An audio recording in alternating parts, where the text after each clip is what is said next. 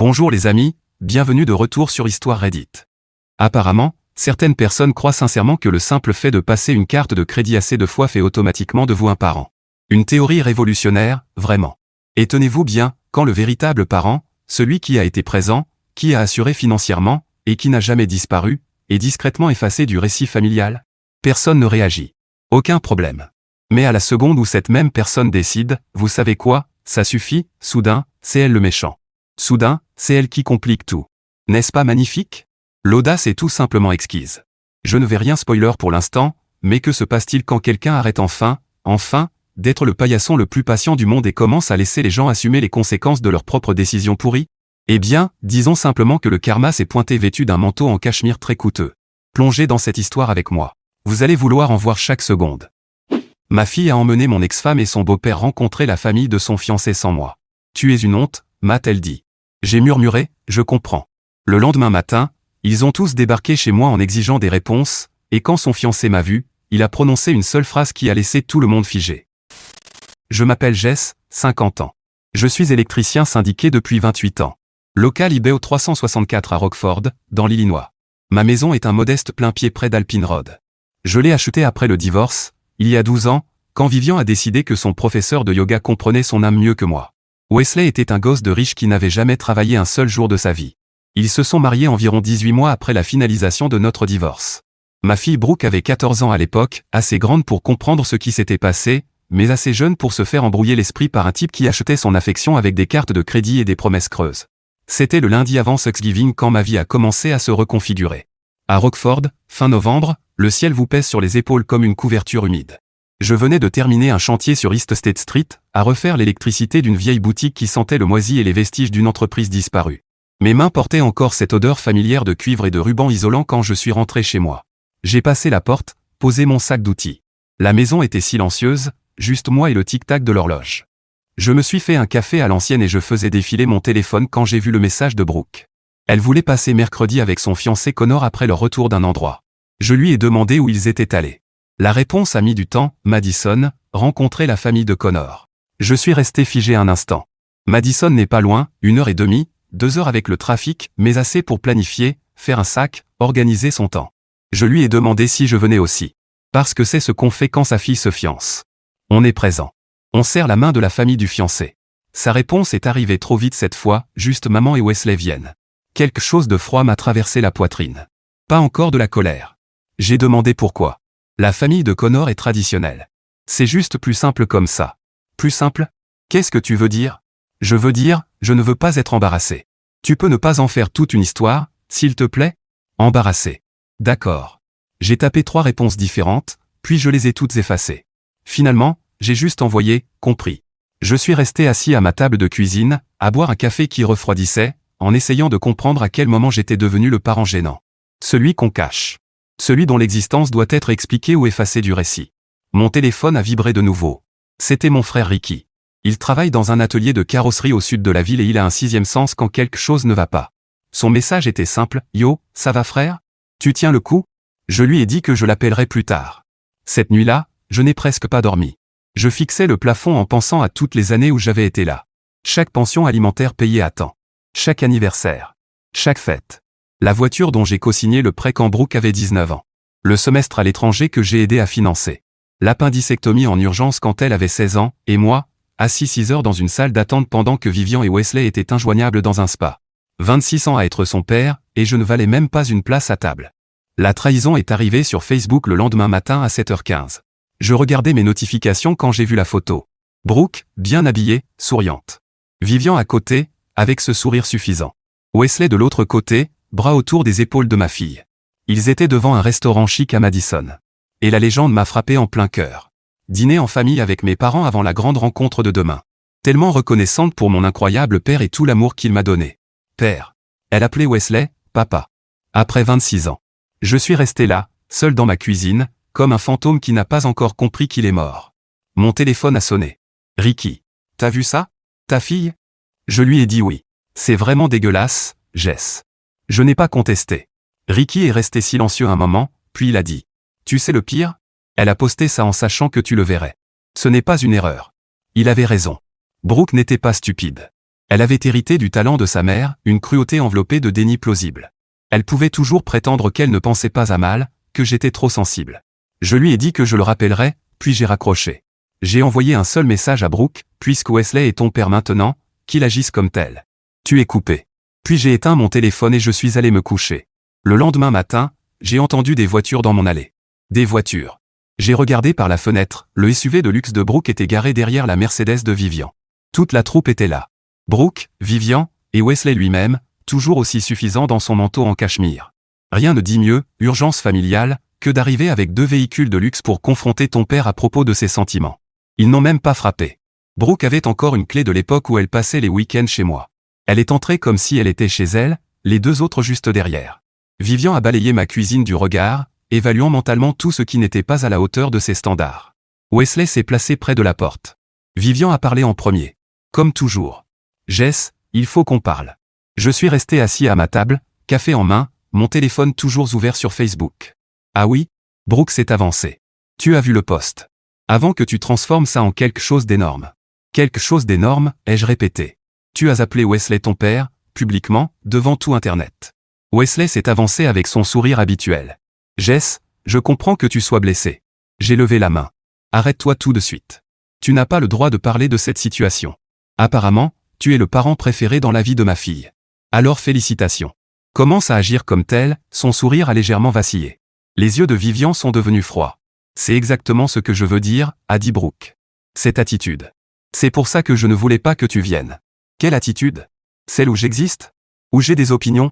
Où je ne suis pas juste un distributeur automatique qu'on utilise quand on a besoin de quelque chose? La voix de Vivian est devenue glaciale, personne n'a dit ça.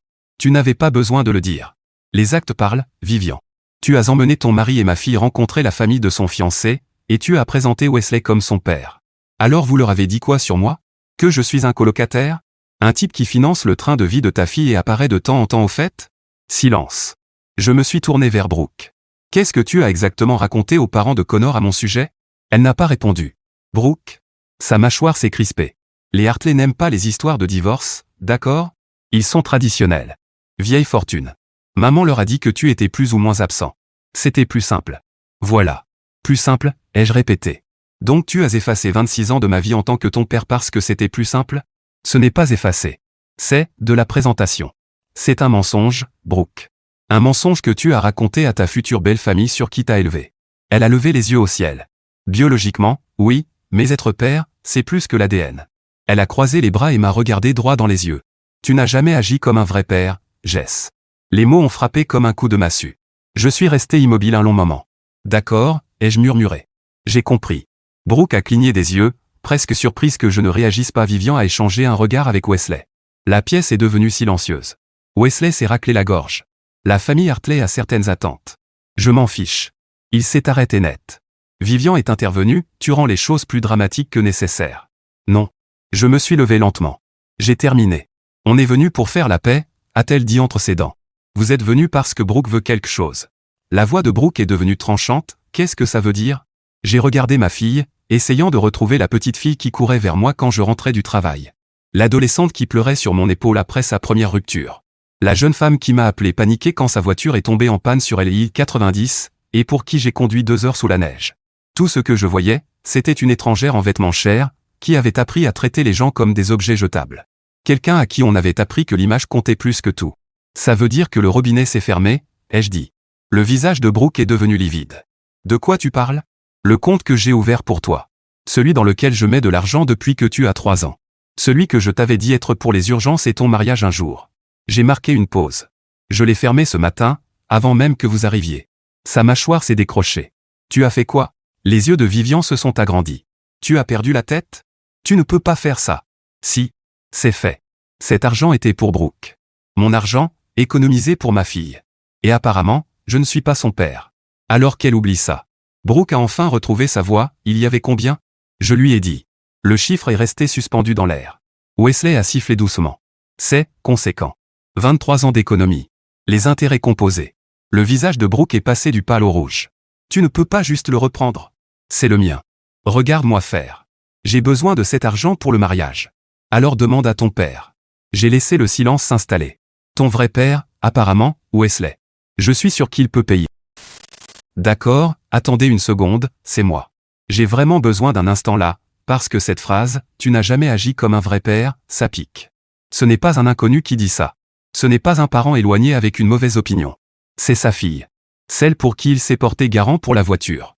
Celle avec qui il est resté assis pendant 6 heures dans une salle d'attente d'hôpital pendant que sa mère était au spa. Celle dont il a aidé à financer un semestre à l'étranger.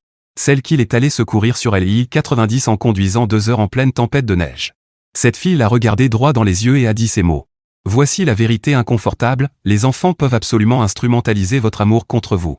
Surtout lorsqu'ils ont été élevés par quelqu'un qui leur a appris que la manipulation émotionnelle est un mode de communication normal. Brooke n'a pas appris ça toute seule. Cette cruauté lui a été montrée en exemple. Et le plus triste?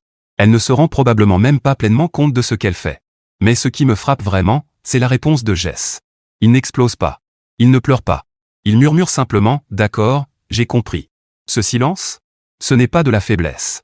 C'est un homme qui vient de prendre une décision définitive. Quand quelqu'un vous montre aussi clairement qui il est, il n'y a plus rien à débattre. La conversation est terminée. Et puis il lâche l'information sur le compte d'épargne, et soudain, toute l'atmosphère change. Amusant comme ça fonctionne, non? Tout à coup, l'homme qui n'a jamais été un vrai père devient très pertinent, très rapidement.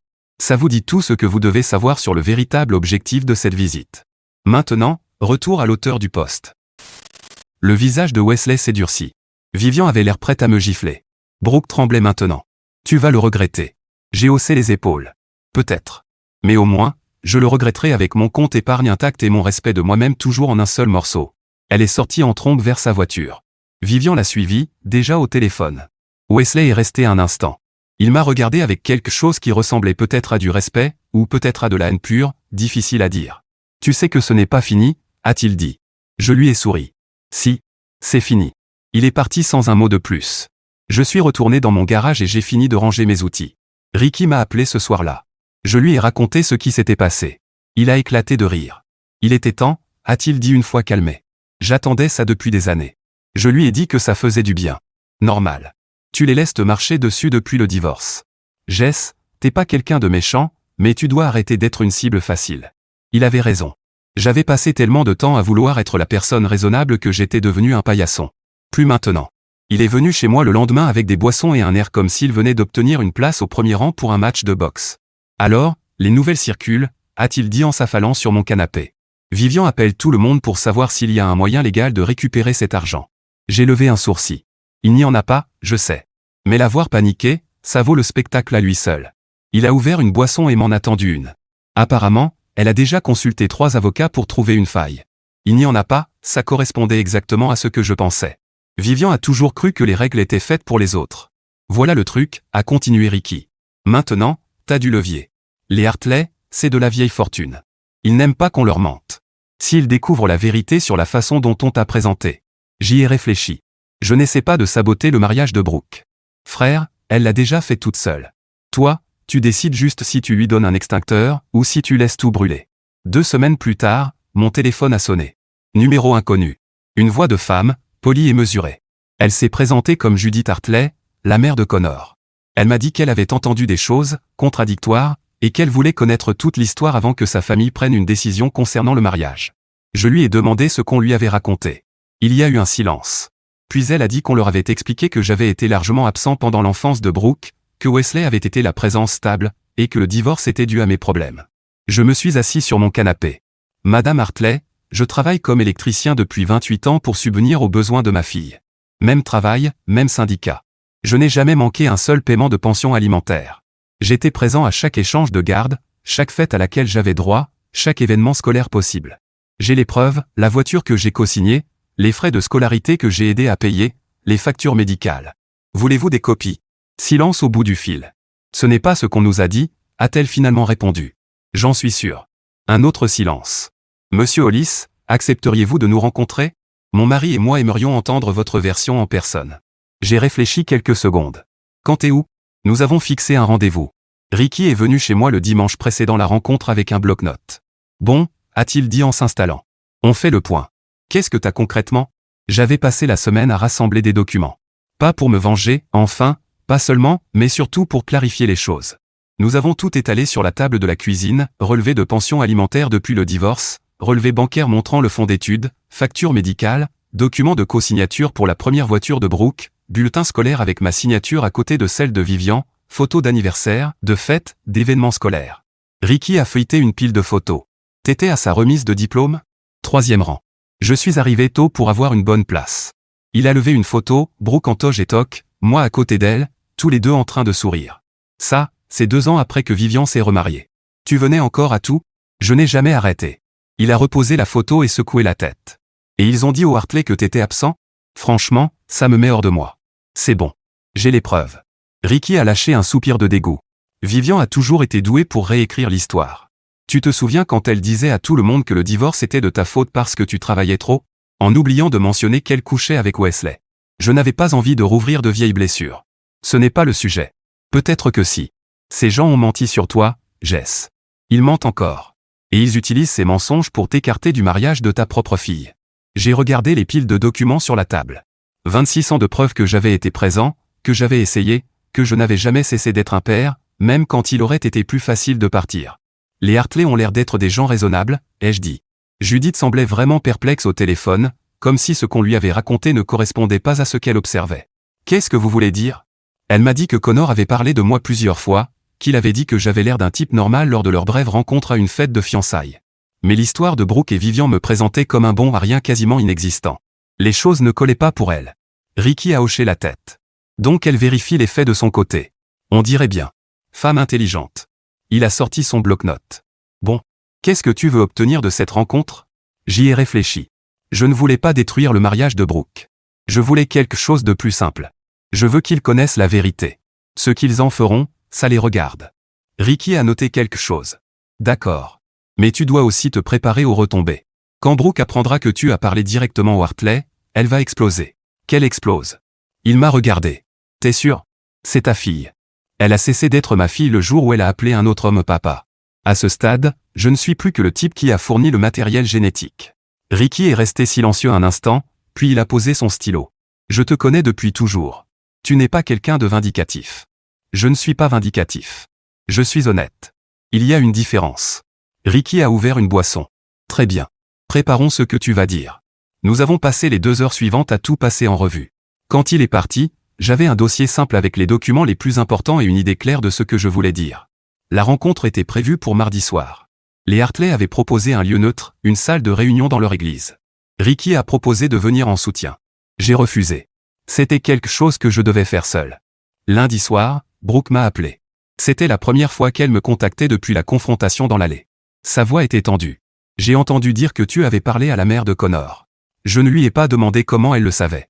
Ça n'avait aucune importance. Elle m'a contacté. Elle a posé des questions. J'ai répondu. Qu'est-ce que tu lui as dit? La vérité. Silence. Puis, tu n'en avais pas le droit. J'en avais parfaitement le droit. Tu leur as menti à mon sujet, Brooke. J'ai rétabli la vérité. Ça va tout gâcher. Non. Les mensonges auraient fini par tout gâcher de toute façon. Sa voix est devenue glaciale. Tu vas le regretter. Tu dis ça souvent. Ça ne s'est pas encore réalisé.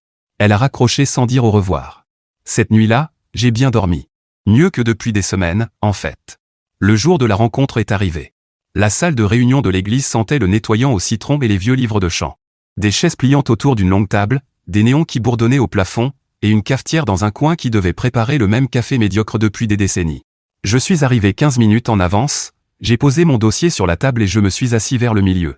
Pas en bout de table, ce n'était pas mon spectacle, juste à un endroit où je pouvais être vu et entendu clairement. Les Hartley sont arrivés ensuite. Judith était grande, cheveux argentés, avec une posture qui trahissait une vie passée dans des salles de conseil. Son mari Henri était plus petit, plus trapu, avec des mains calleuses qui indiquaient qu'il avait travaillé dur à un moment de sa vie. Ils m'ont serré la main et se sont assis en face de moi. « Merci d'être venu », a dit Judith. « Je sais que c'est inhabituel. » Je lui ai répondu que j'appréciais l'occasion de rétablir les faits. Connor est arrivé ensuite, visiblement nerveux. Il m'a salué d'un signe de tête et s'est assis à côté de sa mère. Ce gamin n'était pas l'ennemi. Il avait juste reçu de mauvaises informations. Puis les autres sont arrivés. Brooke est entrée la première, le visage soigneusement neutre, comme elle l'avait appris de sa mère. Vivian a suivi, affichant déjà cette dignité blessée comme une arme. Wesley fermait la marche, son manteau en cachemire remplacé par un blazer plus discret, jouant l'humilité pour le public. Tous les 3 se sont assis de l'autre côté de la table. Brooke s'est placé le plus loin possible de moi. Henri s'est raclé la gorge. Nous sommes ici pour clarifier certaines choses avant de poursuivre les préparatifs du mariage. Judith a parlé avec Monsieur Hollis la semaine dernière. Ce qu'elle a appris ne correspond pas à ce qu'on nous avait dit.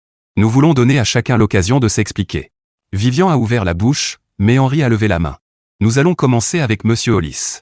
J'ai regardé autour de la table. Tous les regards étaient tournés vers moi. Le moment était lourd, mais pas de façon négative. Plutôt comme si je déposais enfin un poids que je portais depuis trop longtemps. Je suis le père de Brooke depuis 26 ans, ai-je dit. J'ai été marié à Vivian pendant 14 de ces années, et divorcé depuis 12. Pendant le mariage, je travaillais. Je subvenais aux besoins de ma famille. J'étais présent pour les anniversaires, les fêtes, les événements scolaires. Après le divorce, j'ai respecté l'accord de garde à la lettre. Je n'ai jamais manqué un paiement, jamais manqué une visite, jamais manqué une occasion d'être présent dans la vie de ma fille. J'ai ouvert mon dossier et posé les documents un par un. Voici le relevé de pension alimentaire, complet, sans interruption pendant 12 ans. Voici les documents du prêt lorsque j'ai co-signé sa première voiture. Je n'étais pas absent. J'étais celui qu'elle appelait. Voici une facture d'hôpital, quand elle avait 16 ans et a subi une opération en urgence. Je suis resté 6 heures dans cette salle d'attente. J'ai ajouté la photo de remise de diplôme à la pile. Ça, c'est son diplôme de fin de lycée, 3e rang. J'ai pris un jour de congé pour être là. Et ça, j'ai sorti le dernier document. C'est le relevé du compte épargne que j'ai ouvert pour elle quand elle avait 3 ans. 23 ans de contribution. Je l'ai fermé il y a 2 semaines parce qu'on m'a dit que je n'étais pas son vrai père. La pièce est restée silencieuse. Judith a examiné les documents. L'expression de Henri est passée de neutre à quelque chose de plus proche de la colère. Connor fixait Brooke. C'est vrai? La mâchoire de Brooke s'est crispée. Il exagère. J'ai secoué la tête. Quelle partie? Les relevés officiels du tribunal? Les relevés bancaires avec les dates et les montants? La facture d'hôpital avec ma signature? Wesley s'est avancé. Les contributions financières ne font pas de quelqu'un un parent. Ce qui compte, c'est la présence émotionnelle. J'étais présent émotionnellement, les jeux coupés. J'étais présent physiquement. J'étais présent de toutes les manières possibles pour un père. Toi, tu es arrivé quand Brooke avait 14 ans avec une voiture en leasing et un fonds fiduciaire. Tu as acheté son affection. Moi, je l'ai mérité. Son visage s'est assombri. La voix de Vivian est devenue tranchante, voilà exactement pourquoi on ne voulait pas que tu sois là. Cette incapacité à accepter que Brooke ait des relations avec d'autres personnes. Je l'ai regardé. J'ai accepté qu'elle est un beau-père. Je n'ai jamais essayé de nuire à ton mariage ni à la relation entre Wesley et Brooke. Mais vous ne vous êtes pas contenté de le valoriser. Vous m'avez rabaissé. Vous avez dit à ces gens que j'étais absent, que je n'étais pas vraiment impliqué. Ça, c'est de l'effacement. Judith a parlé doucement, on nous a dit que Jess était essentiellement un étranger, qu'il apparaissait de temps en temps mais ne faisait pas vraiment partie de la vie de Brooke. Elle a regardé Vivian. Vivian a baissé les yeux. Connor s'est levé brusquement, sa chaise raclant le sol. Je t'ai posé la question. Je t'ai demandé clairement pour le père biologique de Brooke. Tu as dit qu'il n'était pas présent. Le calme de Brooke s'est finalement fissuré. Il était à peine présent. Un week-end sur 2, ce n'est pas être un père. Un week-end sur 2, c'est ce que le tribunal m'a accordé, ai-je dit. J'ai demandé plus. L'avocat de ta mère s'est assuré que je ne l'obtienne pas, le visage de Vivian est devenu rouge. C'est faux. Vérifie les dossiers du tribunal. Connor était toujours debout. Il a regardé Brooke, puis Vivian, puis à nouveau Brooke. Quand il a parlé, sa voix était calme. Le genre de calme qui précède la rupture. Donc tu as menti sur ton père pour donner une meilleure image de ta famille. Tout le monde s'est figé. La bouche de Brooke s'est ouverte, mais aucun son n'en est sorti. Le visage de Vivian est devenu livide. Wesley regardait le sol. Le silence s'est étiré jusqu'à devenir insupportable. Henri s'est tourné vers son fils. Connor, il faut qu'on parle. En privé. Connor a hoché la tête. Il a regardé Brooke, et j'ai vu quelque chose changer dans son expression. De la déception. Le genre qui naît quand on réalise que la personne qu'on pensait connaître est en réalité une étrangère. Il est sorti avec ses parents. La porte s'est refermée derrière eux. Très bien, faisons une pause un instant. Connor a posé une seule question. Une question calme, posée, mais dévastatrice, donc tu as menti sur ton père pour donner une meilleure image de ta famille. Et toute la pièce s'est figée. Voici la vérité inconfortable, la vérité n'a pas toujours besoin d'un long discours. Parfois, elle a simplement besoin de faits, et d'une personne assez courageuse pour poser la question évidente que tout le monde était trop poli, ou trop impliqué, pour poser. Et réfléchissez à ce que Connor a réellement fait ici. C'est sa future épouse. Leur mariage est prévu. Sa famille est impliquée. Toute sa vie à court terme était construite autour de cette relation. Et au moment où il a compris que les fondations étaient pourries, il s'est levé et il est parti. Net. Sans drame. Il est juste parti avec ses parents. La plupart des gens ne font pas ça. La plupart des gens se convainquent de rester. Ils se disent des choses comme « tout le monde a des histoires familiales compliquées » ou « je ne veux pas en faire toute une histoire ». Ils minimisent. Il rationalise. Parce que partir de quelque chose dans lequel on a déjà investi, c'est vraiment difficile. Mais voilà ce que Connor a compris, et que la plupart des gens ne réalisent jamais, les mensonges de Brooke ne concernaient pas seulement Jess. C'était une fenêtre ouverte sur ce qu'elle est fondamentalement. Si elle peut effacer son propre père de son histoire aussi facilement, sans ressentir la moindre culpabilité, qu'est-ce qu'elle peut encore réécrire? Qu'est-ce qu'elle va réécrire? Les menteurs les plus inquiétants ne sont pas ceux qui s'en veulent.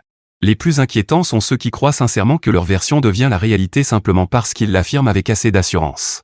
Connor l'a vu. Et il s'est choisi lui-même. Ce n'est pas un signal d'alarme qu'il a ignoré. C'est un signal d'alarme qu'il a repéré juste à temps. Maintenant, retour à l'auteur du post. Il est parti avec ses parents. La porte s'est refermée derrière eux.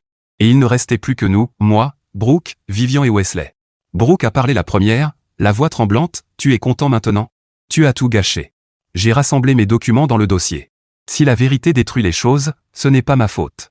Tu n'en avais pas le droit. J'en avais parfaitement le droit. » Wesley s'est avancé, « Tu dois réfléchir à ce que tu fais, Jess. Les conflits familiaux peuvent se résoudre, mais si tu fais tout exploser, c'est déjà explosé.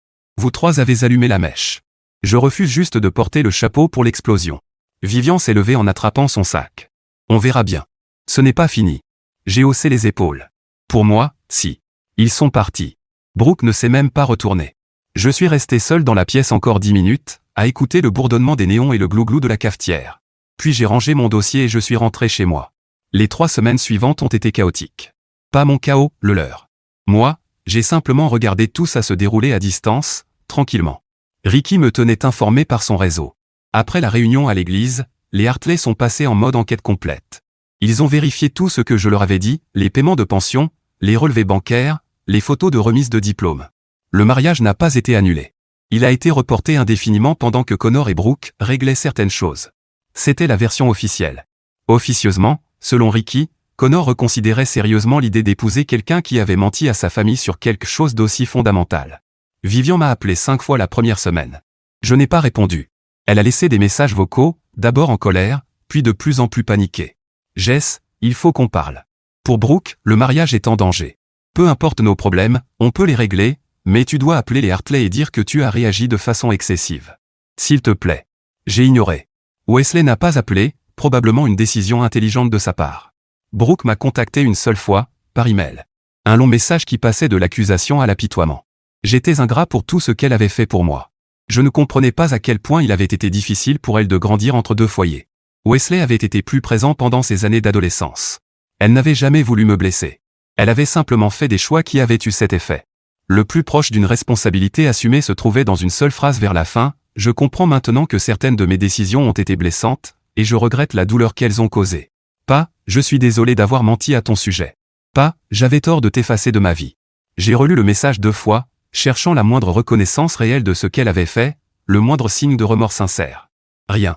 J'ai répondu en 2 phrases, « Quand tu seras prête à avoir une conversation honnête sur ce qui s'est passé, je serai prêt à écouter. D'ici là, je n'ai rien à dire. » Elle n'a pas répondu. Ricky est venu le 3e vendredi. Nous nous sommes assis sur mon porche arrière, même s'il faisait assez froid pour voir notre souffle. Apparemment, les Hartley retirent leur financement du mariage, a-t-il dit. Ils devaient payer la salle et le traiteur. Maintenant, non. J'ai hoché la tête. Ça fait beaucoup d'argent. Environ 50 000, d'après ce que j'ai entendu. Judith a dit à quelqu'un de leur église qu'elle ne pouvait pas, en conscience, financer un mariage basé sur un mensonge. Mot pour mot. J'ai laissé ça s'imprégner. Les Hartley ne se contentaient pas de se retirer. Ils prenaient position. On dirait que le fonds de Wesley va en prendre un coup, ai-je dit. Ricky a souri. Justement. Il n'y a pas autant d'argent dans ce fonds que tout le monde le pensait. Vivian le vide depuis des années. La maison, les voitures, le train de vie, c'est surtout de la façade maintenant. J'ai réfléchi. Donc le mariage de rêve de Brooke était financé par les Hartley, et maintenant cet argent a disparu. Exact. Et le compte que tu as fermé aurait comblé la différence. Sans... Il a secoué la tête. Il panique. J'ai pris une longue gorgée de ma boisson. La vie peut basculer vite. Tu l'as dit. La semaine suivante, la sœur de Vivian m'a contacté. Tante Paula, une femme raisonnable avec qui je m'étais toujours bien entendu pendant le mariage. Elle m'a demandé si on pouvait se voir pour un café. Elle voulait comprendre ce qui s'était passé, de mon point de vue. J'ai accepté. Nous nous sommes retrouvés dans un dîner du sud de la ville. Elle avait l'air fatiguée, comme prise au milieu de quelque chose d'épuisant. J'ai parlé à Vivian, a-t-elle dit. J'ai aussi parlé au Hartley. Les versions ne correspondent pas. Je lui ai dit que ça ne m'étonnait pas. Je n'arrive pas à croire que Vivian ait vraiment dit que tu étais absent. Tu as fait tout ce qu'un père pouvait faire pour sa fille. Elle a marqué une pause. Jess, je connais ma sœur depuis toujours. Elle a un talent pour se poser en victime dans toutes les histoires. Mais ça, je ne réalisais pas à quel point ça allait loin. Je ne me suis pas vanté. Je lui ai simplement exposé les faits. Paula a écouté. Quand j'ai terminé, elle est restée silencieuse un moment. Et maintenant? Ça dépend d'eux. J'ai dit ce que j'avais à dire. La vérité est là. S'ils veulent reconstruire quelque chose avec moi, ils savent où me trouver. Et sinon? J'ai haussé les épaules. Alors je continue à vivre ma vie. J'ai passé trop d'années à attendre que les gens m'apprécient. J'arrête d'attendre. Elle a tendu la main à travers la table et a serré la mienne. Pour ce que ça vaut, je suis désolé. J'aurais dû m'en rendre compte plus tôt. Je lui ai dit que ce n'était pas sa faute et je le pensais vraiment. 3 mois plus tard, j'étais dans mon garage en train de remplacer le démarreur de mon camion quand une voiture s'est garée dans mon allée. Je ne reconnaissais pas le véhicule, mais j'ai reconnu l'homme qui en est sorti. Connor avait changé depuis la dernière fois que je l'avais vu. Moins soigné, plus marqué. Je me suis essuyé les mains avec un chiffon et je suis allé à sa rencontre à l'entrée du garage. Monsieur Hollis, vous avez quelques minutes? Oui, bien sûr. Nous nous sommes assis sur le haillon de mon camion, aucun de nous pressait de briser le silence. Le froid du début mars piquait encore un peu, mais le soleil était là et le vent restait supportable. Connor a parlé le premier. Le mariage est annulé. Pause. J'ai hoché la tête. J'en ai entendu parler. Oui, ça circule vite. Il regardait le sol.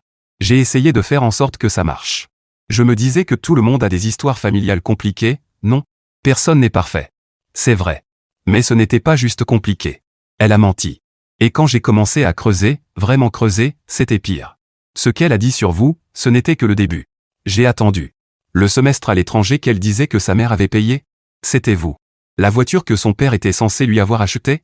Vous avez co-signé le prêt. L'urgence médicale où Wesley aurait sauvé la situation? Il n'était même pas dans le pays. C'est vous qui étiez là. On dirait que tu as fait tes devoirs. J'étais obligé. Parce que chaque fois que j'essayais d'en parler avec Brooke, elle esquivait, changeait de sujet, me faisait passer pour le problème simplement parce que je posais des questions. Je connaissais bien cette tactique. J'en avais été victime pendant des années. Connor a secoué la tête. Ce qui m'a vraiment marqué, c'est à quel point c'était facile pour elle de mentir. Ce n'était même pas à contre-cœur. Elle réécrivait la réalité comme si de rien n'était, et s'attendait à ce que je... Ça, c'est une compétence familiale. Il a esquissé un léger sourire. Ma mère a dit quelque chose de similaire. Nous sommes restés silencieux une minute de plus. Qu'est-ce que tu vas faire maintenant, ai-je demandé. Me concentrer sur le travail. Essayer de comprendre qui je suis sans elle. 8 mois de ma vie construits autour d'un mariage et d'une fusion de famille. Ça fait bizarre que tout s'arrête d'un coup. Je comprenais. Ce vide soudain, là où il y avait des obligations. Connor a hoché la tête lentement. Tu sais quoi? Mes parents t'apprécient. Ma mère dit que tu lui rappelles mon grand-père. Direct. Sans détour. Tel que tu es. Je prends ça comme un compliment. C'en était un. Il s'est levé, a épousseté son pantalon. Nous nous sommes serrés la main. Merci pour le temps que vous m'avez accordé. Pas de problème. Bonne chance, fiston. Il est reparti, et je suis retourné à mon démarreur. Des nouvelles de Brooke sont arrivées quelques semaines plus tard, par Ricky. Sans l'argent des Hartley et sans le compte que j'avais fermé, le mariage était de toute façon impossible. Mais ce n'était pas la seule conséquence. Les finances de Vivian et Wesley, déjà fragiles, ont pris un nouveau coup quand certains de ses investissements ont mal tourné. Wesley jouait dangereusement avec ce qui restait de son fonds, cherchant des rendements qu'il ne pouvait pas se permettre de perdre. Le train de vie qu'ils affichaient commençait à s'effondrer. On parlait de vendre la grande maison, de déménager dans plus petit. Brooke était retournée vivre chez eux. Le bel appartement qu'elle louait, financé, j'en étais désormais convaincu, par l'argent que Vivian siphonnait, n'était plus tenable. À 26 ans, elle se retrouvait de nouveau dans sa chambre d'adolescente, à regarder l'image qu'elle avait soigneusement construite s'écrouler autour d'elle. L'ironie ne m'échappait pas. Pendant des années, ils avaient méprisé ma maison modeste, mon camion pratique, ma vie simple.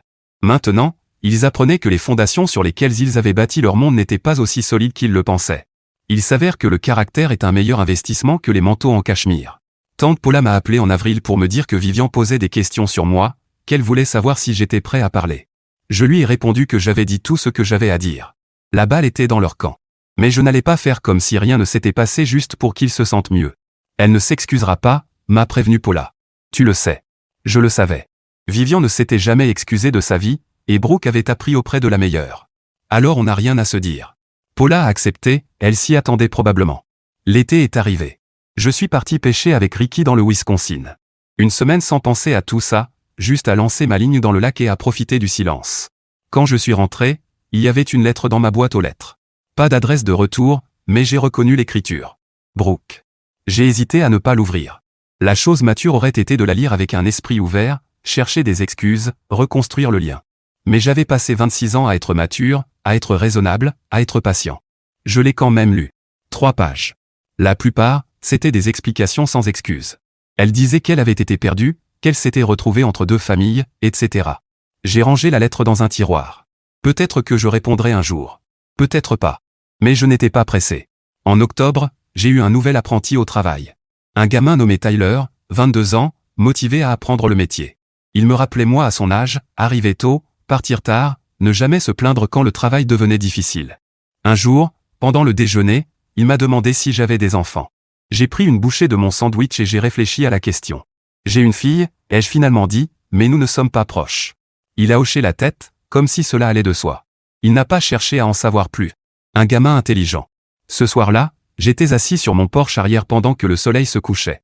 Ce froid d'automne, clair et net, qui vous rappelle que l'hiver arrive sans être encore là. Les arbres dans mon jardin étaient à moitié nus, les feuilles éparpillées sur la pelouse que je devrais bientôt ratisser. J'ai pensé à Brooke, à Vivian et à Wesley, à toutes ces années passées à essayer d'être suffisant pour des gens qui avaient déjà décidé que je ne l'étais pas. Et j'ai compris quelque chose qui ressemblait à de la paix. Je m'étais défendu. J'avais refusé d'être traité comme un fantôme, refusé d'être effacé. Ce qui arriverait ensuite ne dépendait plus de moi. Peut-être que Brooke reviendrait vers moi un jour. Peut-être pas. Dans tous les cas, j'avais fini de porter le poids de ses choix. J'avais passé des décennies à être un père. À être présent, à rester, à tenir bon alors qu'il aurait été plus facile de partir. C'était suffisant. Ça l'avait toujours été. Le fait qu'elle ne le voie pas n'était plus mon problème. Alors ma famille YouTube, voici mon avis sur cette histoire. Bon. Maintenant que vous avez tout entendu, prenons juste un moment pour y réfléchir. Jess n'est pas un homme parfait. Il ne cherche pas à l'être. C'est simplement un gars qui a travaillé de ses mains toute sa vie, qui a payé chaque facture, qui a été présent à chaque moment important, et qui a malgré tout fini par être la personne qu'on devait cacher comme un secret embarrassant. Et ça, c'est exactement ce qui rend cette histoire si différente. Parce que voilà ce qui m'a vraiment marqué. Ce n'était pas Vivian. Vivian a toujours été Vivian depuis le début, on connaît tout ce genre de personnes. Ce n'était même pas Wesley, honnêtement. Wesley, c'est juste un type qui a acheté sa place dans une famille et joué le rôle qu'on lui a donné. Non, ce qui a vraiment fait mal, c'est Brooke. Parce que Brooke savait. Elle savait qui était dans cette salle d'attente d'hôpital. Elle savait à qui appartenait la signature sur son prêt auto. Elle savait qui avait traversé une tempête de neige sur l'île 90 pour elle. Et malgré tout, elle a regardé son père dans les yeux et lui a dit « Tu n'as jamais agi comme un vrai père. » Ça, ce n'est pas de la confusion. C'est un choix. Et Connor ? Honnêtement, Connor est peut-être le personnage le plus sous-estimé de toute cette histoire. Cet homme a fait ses recherches, a affronté la vérité, et a quitté quelque chose dans lequel il avait investi des mois de sa vie, plutôt que de construire un mariage sur des mensonges. Ça demande du courage. La plupart des gens suivent simplement le mouvement. Maintenant, les leçons. Et il y en a de vraies ici. Premièrement, les preuves comptent. Pas dans un sens mesquin, mais dans le sens où la vérité compte. Jess avait des preuves pour tout, et ces preuves parlaient plus fort que n'importe quel argument. Deuxièmement, être la personne raisonnable à ses limites. Il y a une différence entre être patient et être un punching ball permanent. Jess a enfin compris cette différence. Et troisièmement, la plus importante, une image construite sur des mensonges, ce n'est pas une vie. Brooke et Vivian ont passé des années à construire une image parfaite, et dès que quelqu'un a regardé de plus près, tout s'est effondré. Les personnes authentiques finissent toujours par avoir leur moment. Toujours. Alors les amis, dites-moi en commentaire ce que vous en pensez. Et merci d'avoir suivi cette histoire sur Histoire Reddit. N'oubliez pas de liker et de vous abonner. À très bientôt pour la prochaine.